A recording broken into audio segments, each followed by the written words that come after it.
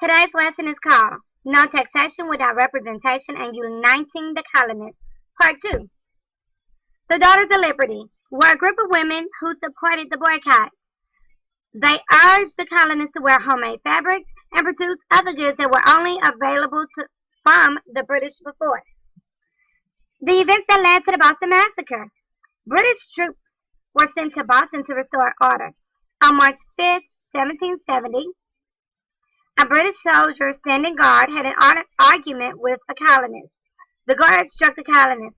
Soon, a small number of troops arrived, and the crowd of colonists grew larger and larger. The Boston Massacre. The colonists began to throw things at the soldiers. One of the soldiers panicked and opened fire into a crowd, killing several men, including a sailor named Chrispus-Attucks.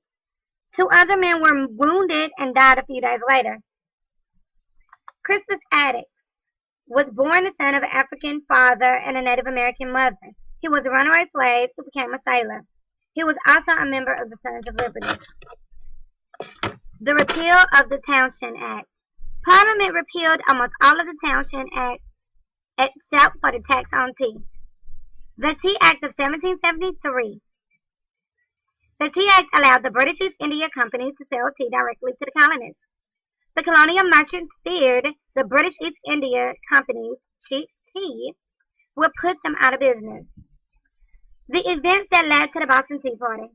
In 1773, a ship loaded with tea from the British East India Company arrived in the Boston harbor. The Sons of Liberty demanded that the ships leave. The governor of Massachusetts would not let the ships leave without paying the tea tax. The Boston Tea Party.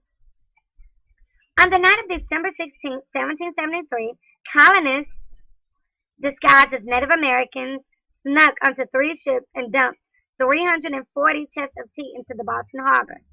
This event became known as the Boston Tea Party. The Coercive-Acts. In 1774, Parliament passed the Coercive-Acts to punish Boston for the Boston Tea Party. The colonists called the Coercive-Acts the Intolerable Acts. The laws of the Coercive-Acts. Law number 1. Boston Harbor was closed until Boston could pay for the ruined tea dumped during the Boston Tea Party. Law number 2. Massachusetts charter was canceled. Law number 3. Royal officials accused of crimes in the colonies would be sent to Britain for trial. Law number 4. Established a new quartering act requiring the colonists to house and feed British soldiers without pay. Law number 5. The Quebec Act. The Quebec Act gave a large amount of land to Quebec, which is located in Canada.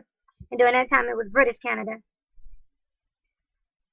Law number 6 made General Thomas Gage the new governor of Massachusetts.